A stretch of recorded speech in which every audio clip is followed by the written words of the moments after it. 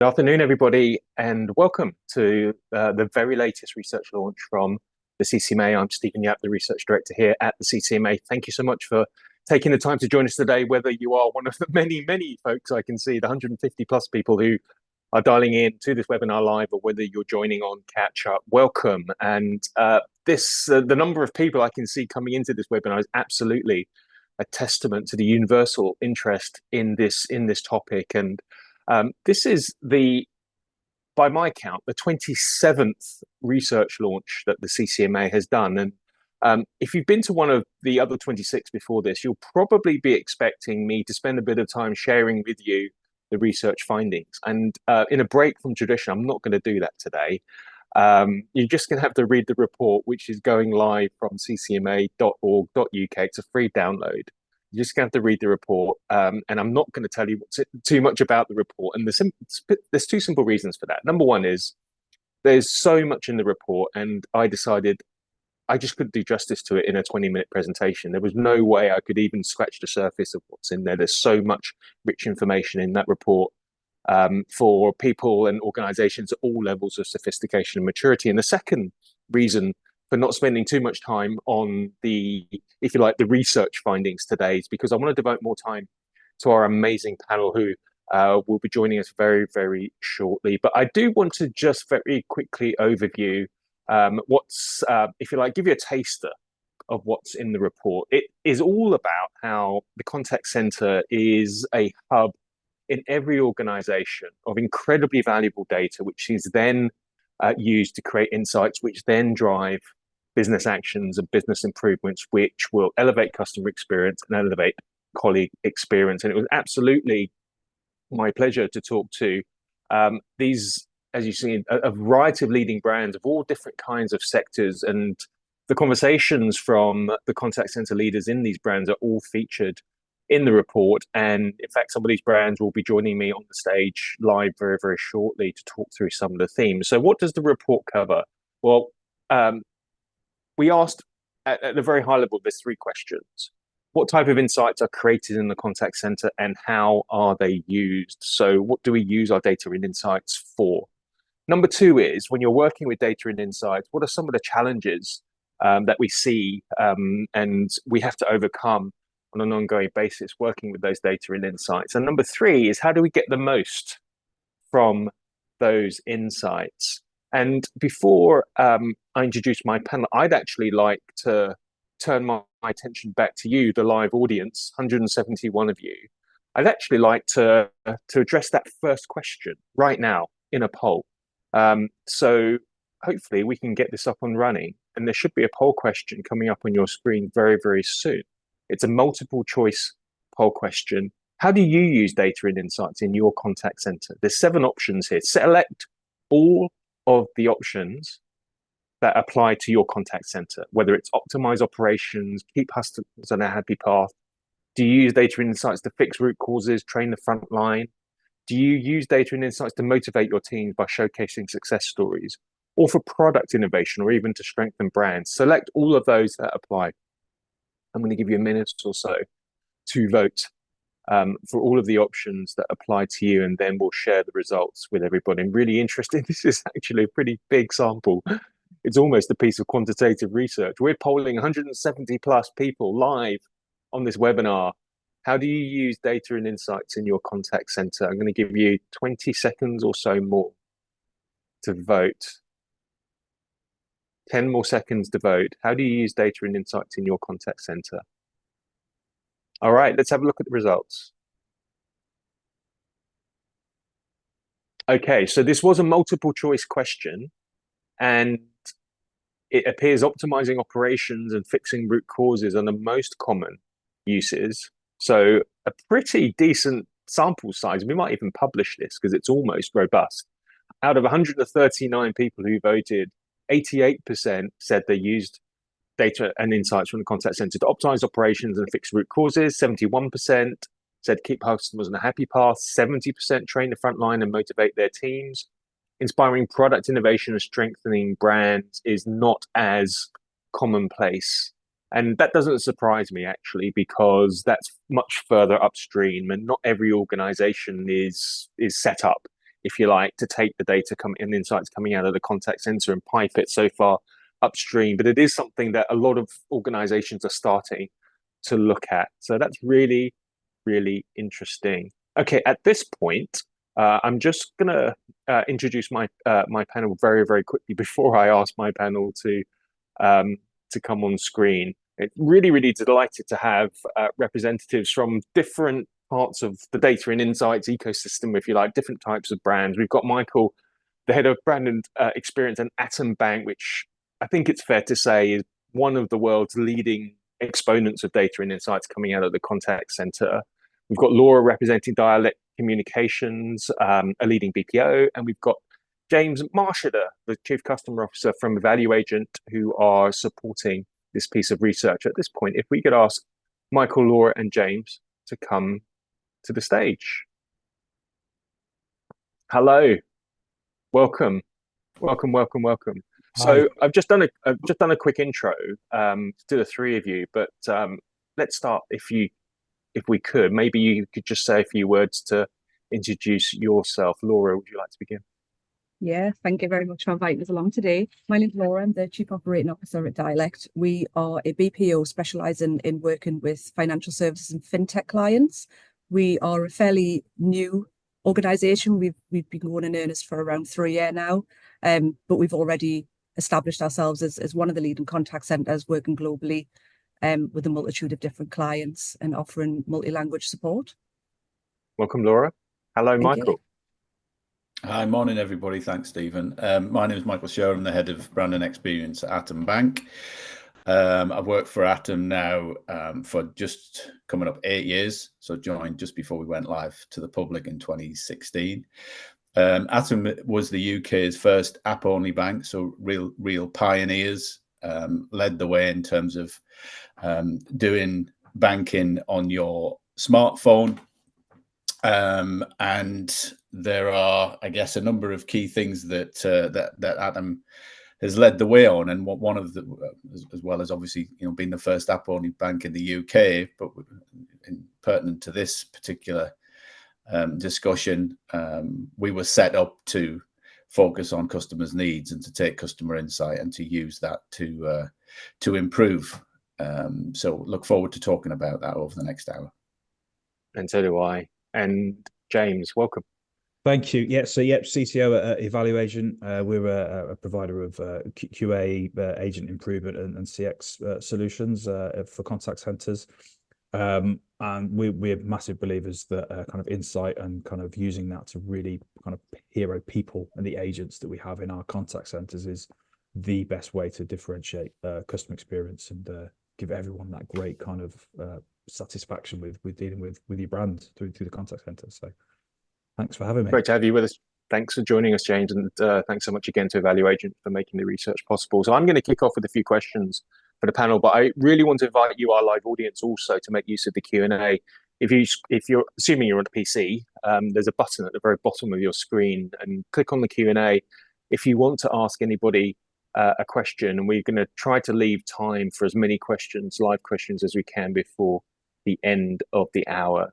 I'm going to go back to the questions or themes that we cover in the report, and in fact, the very first one that also we asked of our audience: what types of insights are created in the contact center, and how are they used? Perhaps I'll kick off with you, James. You've already sort of mentioned at the very top of your introduction how passionate you are about the use of data and insights, and what are some of the most powerful use cases that you work with at Evaluagent? So we talk a lot about kind of actionable insight and kind of getting to the heart of what's happening, what are the interactions that are coming in, what are the customers saying, why are the customers coming into the contact center, what channels are they using. We're also at a point now in a technology world where AI, you can't avoid it. Everyone knows ChatGPT and all that kind of good stuff. But what that's allowing is the capability to get more insight than ever before. Where we're seeing a big drive is there's almost too much, and really focusing and hone on some specifics. Like really just don't go too big, because you'll probably just get scared to death of what that's giving you. Go into some of these things with some hypotheses and just really focus on what those use cases are that you're trying to get. So whether that's speed things up, whether it's to just understand the customer journey a bit better.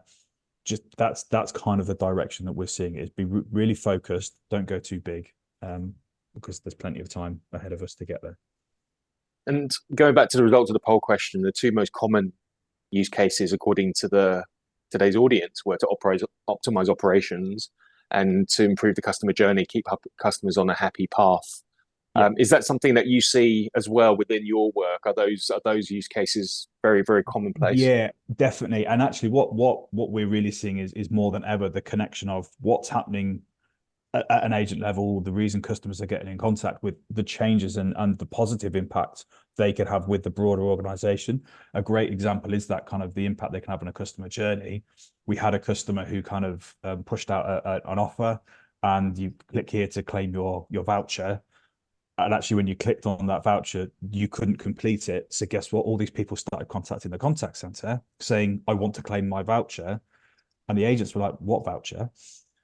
But actually, you then take that insight away and you look at where the gap is in the journey. You can say, actually, well, someone just didn't connect the link properly on the website. Fix that. The calls go away and everybody gets a better journey moving forward. So it's kind of, there's a spike in contact center, calls or whatever it might have been. In this instance, it was a bunch more phone calls than they would have expected.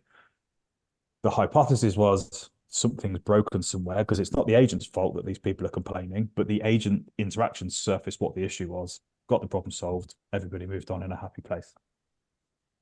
I think it's fair to say that people working on the front line in contact centers see the problems earlier than almost anybody else in the organization. There's a reason why they're called the front line, if you like. Yeah, 100%. And I think we're seeing, certainly through the customers and the organization we work with, finally a little bit of more recognition that is such a valuable part of your organization. It's not a cost center, it's a value center. Yeah, because they are probably finding things out before other people. So don't wait, connect the dots and get them involved much sooner. Laura, coming to you, and also just reflecting on the poll results, another really common use case as evidenced in the poll was for training the front line, and also motivating the front line through success. And I know when we were working on the research together, that's something that you also do a lot at Dialect. Absolutely, and the QA process is fundamental into identify, and exactly what James has said there. We're looking at patterns, we're looking at trends, and QA is not just about individual development needs. Obviously, that's the forefront of what we're using the process for, but equally, it's surfacing them patterns that may arise. So within one team, what are we continuously seeing over a period of a month, 2 months, 3 months, and then taking that data away and feeding it into the wider operation to say, this is either client driven, there's a flaw in a customer journey somewhere which is driving an increase in interactions, or actually internally there's a process that we just haven't trained out in the detail that we need to, and hence we're seeing a QA drop in a certain area. So putting them building blocks in place and joining up the data has been really integral for us to allow us to build out training interventions that can be coaching, traditional coaching, or can be something that's more face-to-face delivery. It's a specific module and it's addressing that specific issue. Now, the beauty of that as well is that you get that full circle, because actually by delivering out that training and identifying the problem, you're solving the issue as well, hopefully. But if you're not, you go then back into the data, start analysing it again, and then follow the process. So it's a continuous review and identifying where you need to develop your people and how we train them best to really identify the problems that are falling out of the operation, which is happening on a day-to-day basis. It's how you take that data and how you then implement it in the best possible way. Yeah. QA data comes up a lot when we have these conversations, and it feels to me like people in our industry is waking up to the latent potential of QA data. There's so much more there that we perhaps haven't really tapped into in the past. QA data is such a goldmine of information that can be used for so many different things. I think Absolutely. Sorry, I'm interrupting you there. No, go for it. It's finally the recognition that it's more than a tick box exercise, isn't it? Absolutely. Yeah. And we've got to use that data. And I think within the contact center, generally, it's one of the richest places for data. We're built on data and we drive day-to-day operations, but we also drive that strategic change as well. So I think it's layering that data for us, and it's how we can actually bring all of them components together to ultimately improve that customer journey or employee experience, because in isolation, data doesn't often always offer the real value that it can potentially deliver, coupled with other data sets as well. Do you need to build a capability internally to be able to get the most of that data? So because there's so much there, and to your point, James, you need to kind of know what you're looking for. You need to have some hypotheses. I'm guessing that there's an opportunity to upskill analysts or even individual advisors or team leaders so that they can do more with the data and get more out of that QA data than perhaps they did in the past? Yes. Agreed. It's the simple answer. Again, I think, you know, where technology is going now, it's putting some of these tools in the hand. It's really quite easy to use. Whereas before, you probably did need to have, you know, be a rocket scientist or whatever. Yeah. Actually, the accessibility of some of this tooling now, it's really simple for you to use it. Right. But to the point, and Laura, again, you made it. There's still no point doing it if you can't understand it and can't use it and do something with it. But it should be easier. And I'm a little bit biased because obviously we provide these tools to people. But yes, you know, in our platform, I can use it to create some of this insight. And I always think if I can do it, yeah, anybody can. Yeah. Okay, so in a sense, the tech is making it easier and taking away some of the need to have specific skills because it's so accessible now, or a lot more accessible than it used to be. Yeah, I mean, I think we're in a fortunate position that we've built our data modeling based on what we actually need as an operation. So we're not in a situation where we've got a lot of legacy data that we're trying to troll through. You know, we've been very succinct and it's been very thought out in terms of what data we need and actually what value it adds. You know, I don't want reams of data in the organization that add no value. And it's always a so what question we've got to ask ourselves. So what does that add value to our day-to-day operation? How does that improve the journey for our customers and their end users as well? So yeah, for us, we're fortunate we haven't necessarily got a lot of complex data and reporting, but that's by design, that we want to keep it as streamlined as possible. Yes. Michael, I'd love to turn to you, and again, reflecting on the poll, perhaps the less common use cases today among the wider population would be using those contact center data and insights for brand and product management. But I know that that's core, part and parcel of what you do at Atom Bank. And I genuinely believe, having spoken with and working with a lot of organizations, that Atom Bank is very, very leading edge. And I know you've built an organization specifically to be able to do all of that. So can you describe what that looks like, Michael? Can you describe how you're able to go beyond just the operational side and start using contact center insights to push into the much more strategic areas? Yeah, sure. I'll kind of give you a bit of a whistle-stop tour through the journey that we've been on since we went live in 2016, because I think that's important. For those of you that are kind of listening today, I would imagine the vast majority of you will be practitioners. So I'll go into practitioner mode for a sec. I think the first thing is my experience before I joined Atom was really, really important. So I'd worked from a number of kind of really customer-focused organizations, Tesco Bank, for example, BGL Group, Virgin Money, etc. And I think if I go right back, I started my career on the phones as a customer service agent. So you know, when I first came out of university, I was sat on the phones thinking, right, why are these people calling? I guess that was the first thing that came to my mind. Obviously, I needed to service them, etc. But then I took all of that experience over the, I guess, 20 odd years, and then had the opportunity to start to build a culture from the ground up that was focused on understanding from the contact center perspective, why was the phone ringing in the first place? Right? Yeah, it's kind of a given that when the phone rings or the chat goes or whatever, that you solve the problem, that you do it in a polite and friendly way, and that it's accurate, and that the customer doesn't ring back. But what fascinated me was to understand, well, why is it happening in the first place? So that was the mindset that we went into just before we went live. But if people are just starting on the journey when it comes to contact center based insight, I actually started with a book and an Excel spreadsheet. And the book and a pair of headphones. And so the book that I would recommend that everybody's listening to reads, and it was a career changer for me, is a book called Freedom from Command and Control by a guy called Professor John Seddon. And he talks about the system, if you like. The business is a system, and the failure that a business drives, and the fact that a contact center is the output for that failure. And actually what you should do is try and understand what's going on within the system. Yes, you have to manage the individuals within the system for them to get better personally, but he just calls out that actually if you just focus on people and specifically how the individual is performing, then all you are doing is the wrong thing righter. And I took that kind of inspiration and said, right, okay, we've gone live. I use the analogy of getting an aeroplane. So it was an MVP business. We got the plane off the ground. It had all the component parts to fly, but there was lots of bits missing. So I went in armed with all that experience, John Seddon's kind of language ringing in my ears, and spent some time with the contact center operations team and talked to them about this methodology. So and kind of trained them up on Seddon's ways, if you like. And that was really, really important, because before I kind of got the headset on, I wanted the team to understand why we were listening to the customers in the first place. So I spent a lot of time with the guys before we went live, understanding the why. And then we started to talk about the what, which is, right, we need to put an Excel spreadsheet in place because we didn't have lots of money available because we just built a business and got it off the ground.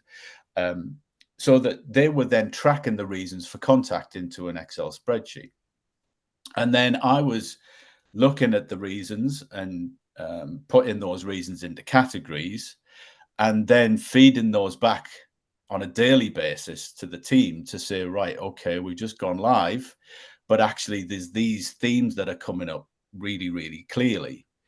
And I could rely on the data because I'd spent the time talking to the team about how important it was to capture these themes accurately, and they knew why they were doing it, and that it was adding massive amounts of value to the business. So that was the start. And then we very, very quickly, because we've got an agile operation when it comes to change, was taking those themes and then putting them into place and changing things in the app. Because we're an app-only bank, you could argue that all of the contacts that we get are failure demand, right? Because the vast majority of things should be done digitally without ever having to touch the organization. But very quickly, we start to spin up changes. And then we could actually see the demand disappear as we were updating things in the app in terms of features, etc.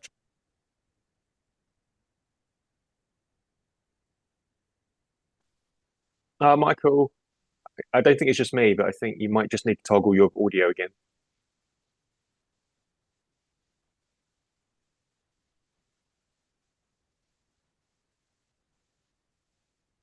It's not just me, is it? I'll tell you what we'll do. While we wait for Michael to get back on audio, I want to take a question. There's a really good question which is quite relevant to what Michael is saying. It's from Joe. So thanks, Joe, for the question. Hi, that should be okay. Hi, Michael. Hi, Michael. We're just going to do a quick question interlude, and we'll come back to what you were saying, because I think what Joe's asking is actually quite relevant. And I know that the systems thinking and the philosophy that you deploy at Atom Bank is the root of your success, which is let's reduce the failure demand and almost do away with the contact center.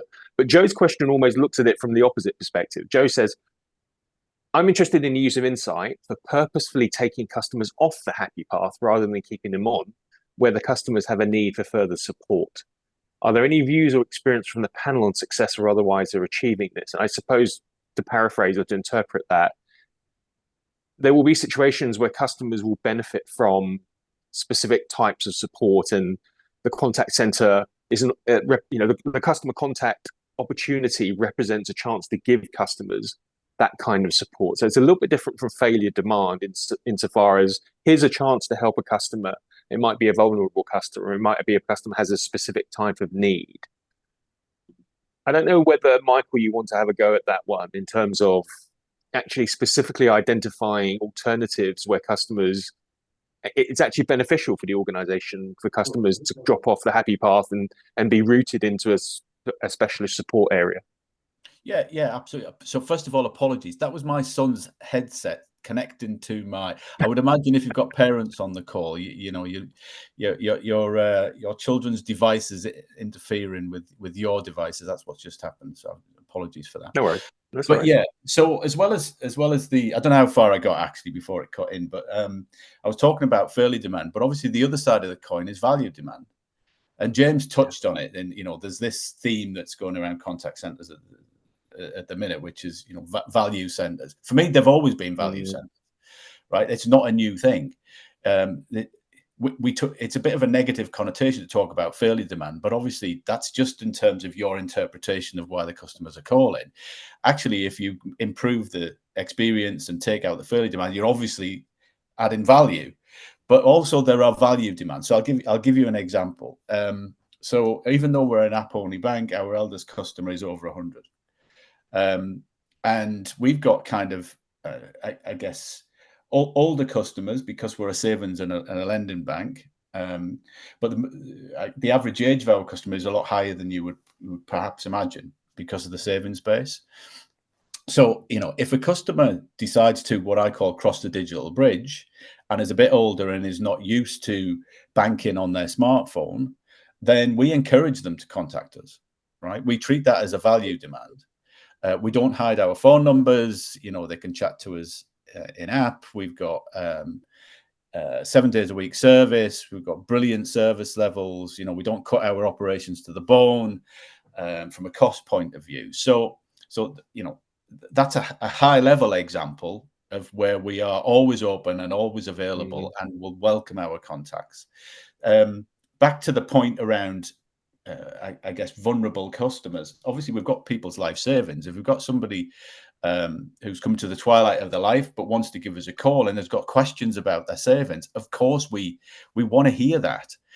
We may well, depending on what the query is, siphon that call off to a specific team. But in the main, the vast majority of our contact center agents are used to dealing with all kinds of different customers with all kinds of different requirements. So yes, there's two sides to the equation. There's fairly demand in terms of how do you, take that out to make the digital journey great, but also there's the value side where you've got specific requirements from specific customers. Thanks. And did you want to carry on where you left off before your son connected? Back to the Excel spreadsheet. The Excel and the book and the systems thinking book. Yeah. So the next stage was to, I guess, earn the right to do things slightly differently. So I think it's in the chat. Absolutely.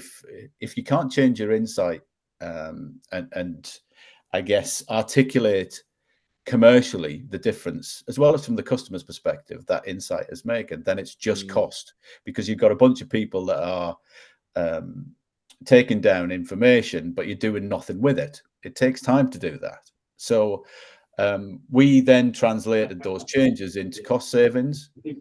And then as part of our, I guess, journey, we then said, okay, we would like a proportion of that cost saving that we've generated given back to us so that we can then invest in technology. And that's where our technology journey started. And we then started to use systems and technology to capture the data, interpret the data, and then translate that into insight. So at a very, very high level, that's the journey that we've been on. And then in terms of as we've matured over time, I'll take you right up to current day. So we capture a number of different, I guess, data points. So we've talked about the contact center, fairly demand, etc. So all the contacts that come into the contact center are captured. Obviously, we look at complaints, and we want to understand why customers are complaining. We've got feedback in the app. We've got feedback on the website. We've got review site data that we get from the likes of FIFO and Trustpilot. We've also we're an app-only bank, so we look at what's going on in the App Store. We've got NPS surveys. We've got post-purchase surveys.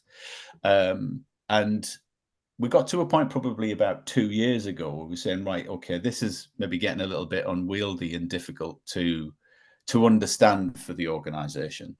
So we got together with our boffins in data science and said, right, how can we simplify this? Because, we've got failure demand, which is measured in a certain way. We've got complaints, which is the number of complaints that we might get per 1,000 customers. We've got NPS, which is 0 to 10. We've got Likert surveys, which is 0 to 7.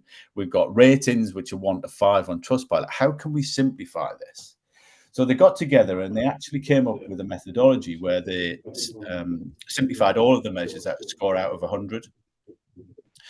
So everything then pipes into a system that we've procured called Thematic. All of that information goes into something that we call our customer goodwill dashboard. So if you think about all of the individual measures, all of them have got a score out of 100 and they're all visible in the dashboard. They then pyramid up into an overall score out of 100, which we call our customer goodwill score. Now, what Thematic also does is it looks at all of the verbatim comments that come in from all of those different data points, and it's got an AI engine which is called Answers, and that's just been launched 3 months ago.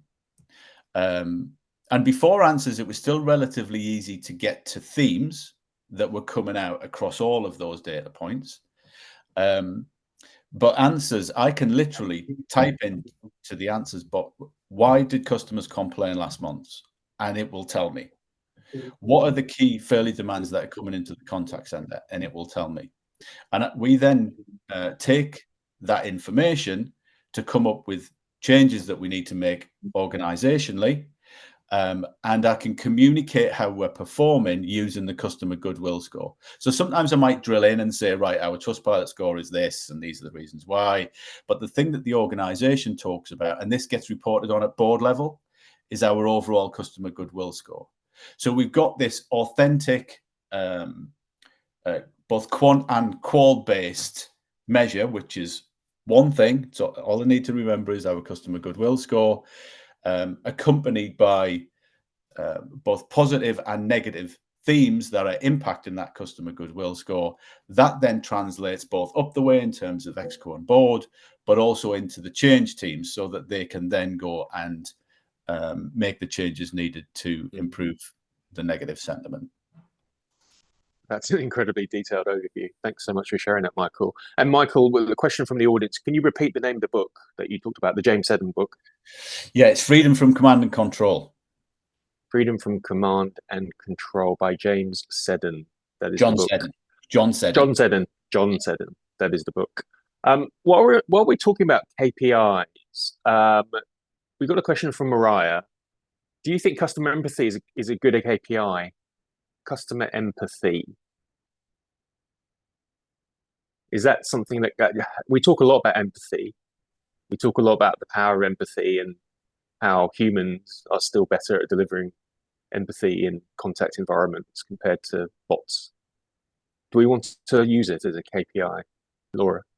I think it's certainly got its place, but I don't know how much value it provides right now in terms of it. I guess it's how you measure that empathy. Are you using a tool within your platform, or is it based on an individual's opinion of what that empathy kind of rating was during that interaction? So for me, it's certainly got its place, but it's how you then consistently and accurately measure it to then make sure you've got consistent data across every data point that you're looking at. That would be my personal view. Thanks. James, do you have a view on the best way to measure empathy? Yeah, and I follow up from what Laura said, is in isolation, it's kind of a hard thing to do. I can be perfectly pleasant and polite and understand and everything, but if I didn't solve your problem, did you care that I was perfectly pleasant and polite and empathetic? Yeah. You've still got the problem. So I think using it as was the process for that customer on the journey to solve their challenge a good one? That's where we, again, just speaking from what we see our customers and how they use it, and it is kind of building into the QA process the right phrases, the right terminology, tone of voice, speed to serve, all that kind of stuff is round of empathizing with, I can see you're in a tight spot. What our data would show is that people would prefer their problem to get solved and then do it in a nice way, not the other way around, if that makes sense. Yeah, it does. It does. The second question that this research answers, the report answers, is around challenges working with data and insights. And we've started to touch upon them already in the discussion, but let's spend a bit more time, and actually want to queue up another poll question, because I want to ask the audience which challenges they experience when working with contact center data and insights. So let's have a look at the second poll question. This should be slightly easier because there's only 3 answers. Which of the following challenges do you face when working with data and insights? You don't have the data that you need. Maybe it's an issue with legacy or clunky technology, or maybe you have the opposite problem. You've got too much data. And it's quite possible to both suffer from too much data and not having the data that you need. Those two things can absolutely coexist. So select all of the options, all the challenges that might apply to you. Just give you a couple of secs more to do that. You don't have the data, or maybe you've got too much data, or maybe both. Or maybe there's an issue with accessing the insights and the data because the technology perhaps isn't as joined up or as user-friendly as it could be. All right, results, please. Drum roll. Let's see. Okay, so top of the list, clunky tech. I'm not too surprised, I have to say. I'm not too surprised. We know that clunky tech is an issue in many, many aspects of our operations. And then we're tied, interestingly, on both we don't have the data as well as too much data. So let's talk about that. All of these 3 challenges exist. They exist for a large proportion of organizations. And Laura, you talked already about too much data. What does that look like? What does too much data look like? It's too much of the wrong data, I think, is important to call out. So yes, we can extract data from every single touch point with a customer. We can look at how our systems perform, how our team are interacting with that system. But if the data's got no value, or it's not answering a question that you're trying to understand or resolve, or a root cause problem, then that's too much data in my view. It's got to be considered concise data. And that's how we're trying to build out our data kind of profile within the operation. Now, there's other factors that we have to bring in, and I think that's important to call out as well, that you're not just necessarily always dealing with your internal data. You're actually getting external sources of data that you then need to bring in and consider that and how that joins up to the information you've got internally. So we've just gone with a very kind of clean strategy of looking at what data we need, how we build it out, and making sure we haven't got that excess amount of data. Everyone loves data, we know that. And if someone wants a report about X, Y, and Z, you provide it. But what we need to be asking is the question is, why do you want it? What value is it given? And what output do you want from that data as well? And I think that's when you start really refining out what you're expecting from the data that you're sharing within the organization. This came through so strongly in all of the conversations which are reflected in the research report. It's actually having an idea of what you're looking for rather than trying to find needles and haystacks. It's, as you say, Laura, it's about actually what is the question that you want answered. If you know what you're looking for, the chances are you're not going to suffer as much from having too much data, because you actually have a sense of direction in terms of what you're finding, what you're seeking to find. James, I can see you nodding as well. Yeah. I mean, you work with vast amounts of data. How do you make it more manageable? It's interesting because, just going back to the poll, I would argue that it's the wrong technology that causes both the other problems. So, it's and again, I'm slightly biased with how I come from this, but it's, if I haven't got the ability to get to the data that I think I need, I'm always going to say I haven't got enough. If I've got a bunch of tools that just pulls out lines and lines and lines of Excel spreadsheets, and I don't know how to use Excel very well, it's just going to overwhelm me. So it does come back to, what is it that I'm trying to achieve here? What is it that I'm trying to understand? And where does that kind of master data sit? And then what tools do I need to turn that into real insight? It keeps coming back to, I need to know what I'm trying to achieve here before I set out on the path to do something. And we're seeing this, and it's wonderful to a certain extent, but people all of a sudden have AI budgets. Great. If you want to come and give us your AI budget, we'll take it all day long. But you need to understand what it is you're trying to do with AI, not by AI because all of a sudden there's some money. because you'll just end up in this same place of got too much data, not got enough data, because you didn't actually understand what you were trying to achieve in the first place. There's a really, really good question from Adam, which I'd like to direct to Michael in the first instance, but I'll come back to James and Laura as well. So Michael, Adam is asking, do you think there should be an upper limit on the number of KPIs / insights that you track, or is it a case the more the merrier? And Michael, you talked about how the customer goodwill score has become, if you like, the Uber metric within Atom Bank.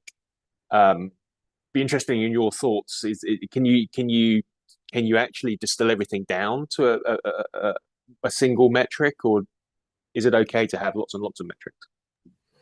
Yeah, it is a really good question. So the approach that I've always had is I'm going to talk process now. So I've got a 3-step process, and the first base, as I call it, and it always amazes me how many companies kind of miss first base, as I say, which is to understand what really matters to customers. Now, a lot of organizations assume that they understand what matters to customers, and a lot of the time they make a good fist of it and a good guess. But there's nothing like understanding what matters to customers directly with customers. So once you understand the things that really, really matter to them, it's then about measuring the things that matter. Because if you're measuring things that don't matter to your customers, then that's just a waste of time, right? And it'll add to the confusion.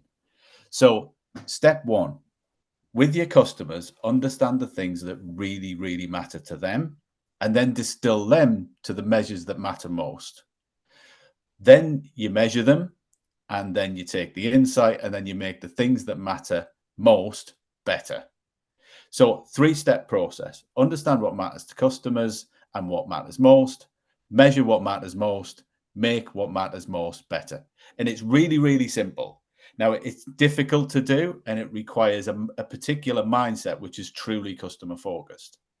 Now, if you're truly customer focused, you won't guess it, because everything that's in your head will be telling you, I'm going to the customer first, and that's where I'm going to spend the majority of my time. So that would be my advice. If you go through that process, it will surface the measures that matter most. The rest of them you'll put to one side. You might still measure those things, right? But you won't focus on them. And that's served me well throughout my career. Yeah.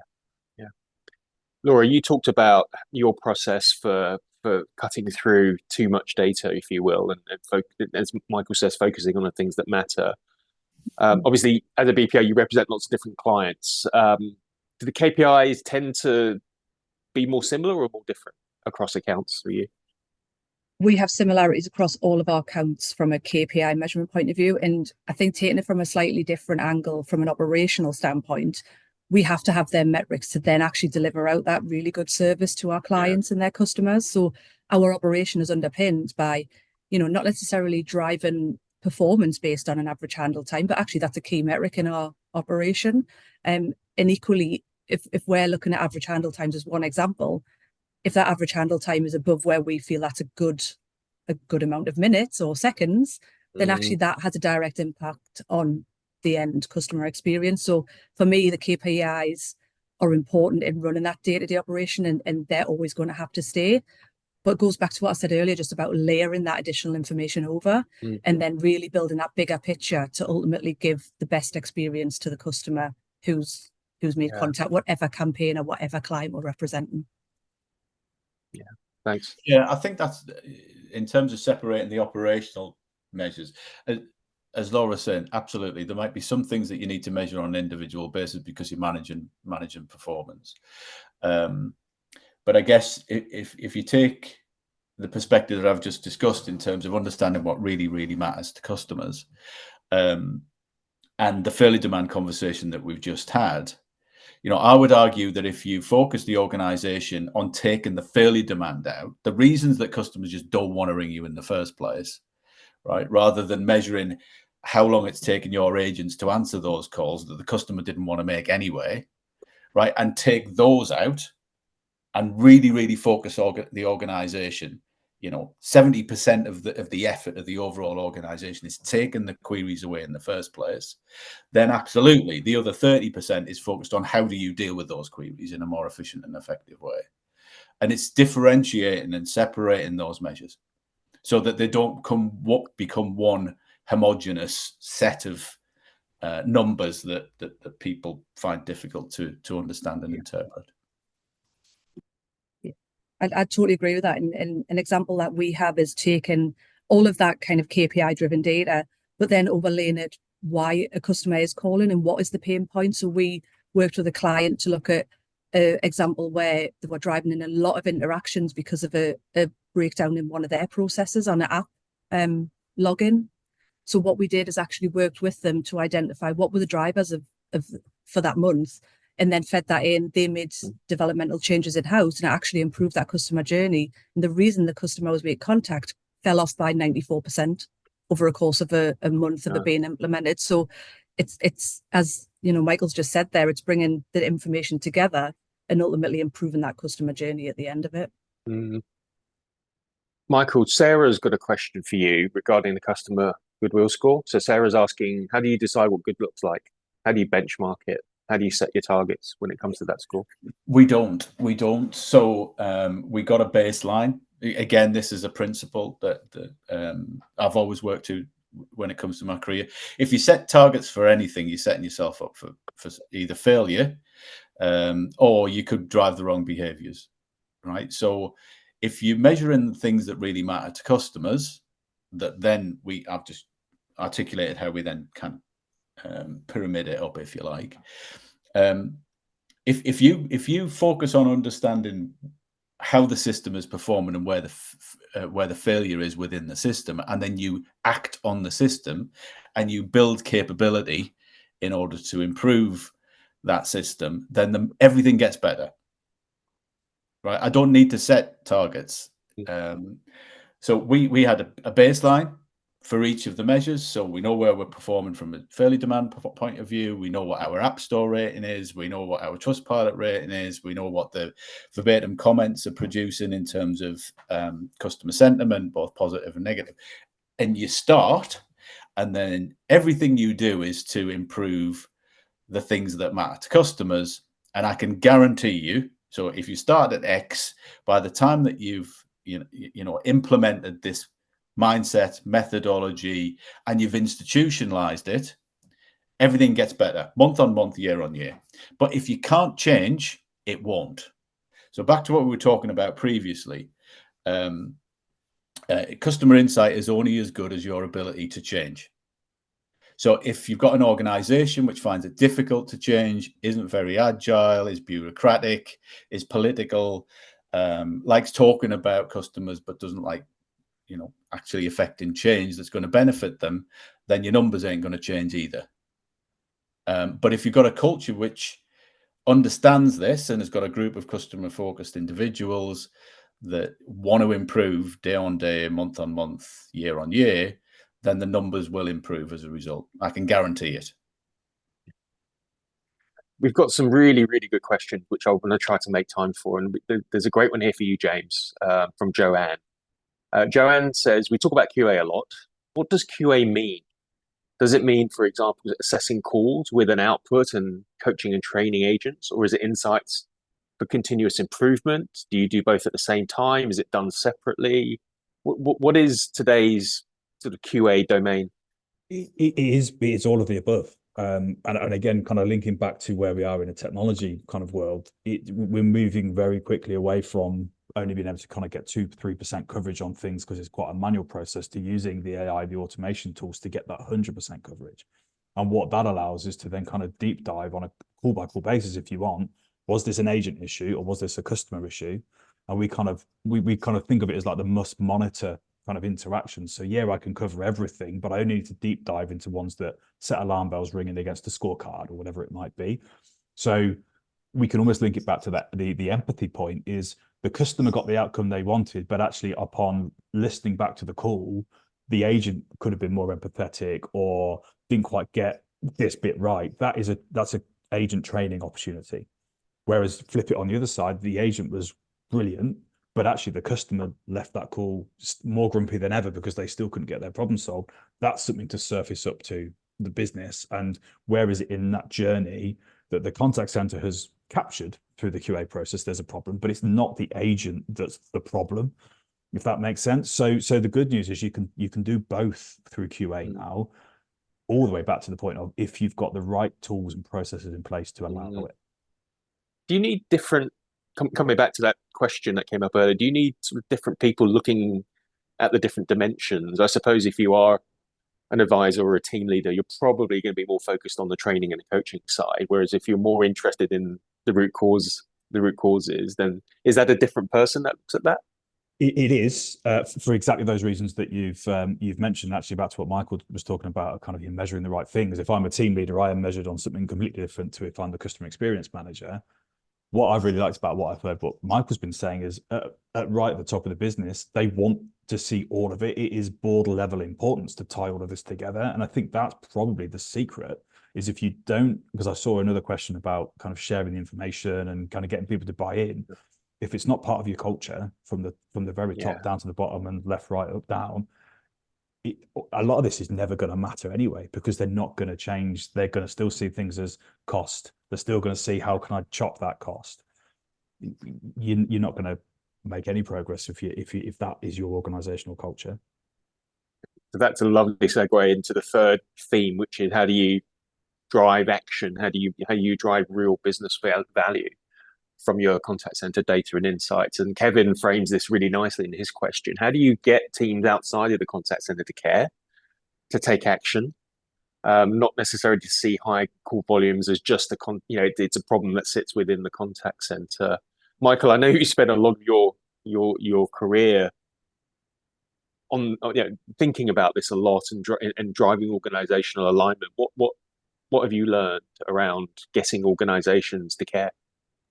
Sure. I guess the first thing I would say after kind of 25 years trying to change things on to benefit customers, I guess the first kind of golden nugget is that you are either customer focused or you're not, right? There's no in between for me, right? And it's about finding those customers that are truly, truly customer centric and will do everything they can to improve things for customers.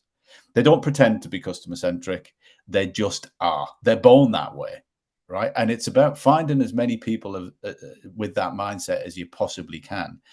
Now, the good thing from an Atom perspective is we were founded by our chief executive, Mark Mullen, who used to be the CEO at First Direct. He's intrinsically customer centric. He set up the bank to change the banking industry because he thought that the banking industry needed to be changed because, let's face it, it's not new news. The banking industry certainly wasn't as customer centric as it is before the likes of Atom and other fintechs were founded. So, we've got that at that mindset at the very top of the organization. And then the people that were recruited in the main had that kind of mindset. So not only were they customer centric, they also, as well, we've got accountants, of course, we're a bank, etc. And we've got a finance team who understand that actually it's also good business to be customer centric, right? It's not a race to the bottom on cost. If you understand what matters to customers and then you take out the things that don't matter, then obviously there's a pound, shillings and pence benefit to be had from that. So I feel really, really fortunate that I managed to find Atom. It managed to find me, and we've got a group of individuals, 520 of them, that are all working towards that goal. Now, it doesn't matter whether you're working in the contact center, whether you're working in the change team, whether you're the chief executive, whether you're sit on Exco, in the main, everybody gets it, if it's a thing.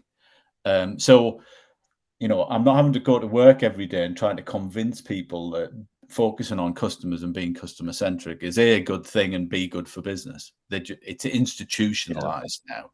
And I guess wrapping the whole thing up from an Atom perspective, we're now at a point where I am the all-seeing eye when it comes to the brand and experience and how we're performing from the customer's perspective. But everything that I've just talked about has been kind of devolved back to the areas, if you like. So the contact center manage their own and measure and monitor their own failure demand. I don't do it; they do it, right? And they use it to drive their own improvements. The product guys have their own insights, and they're using insight to inform product design. Yeah, so I'm not a function, right?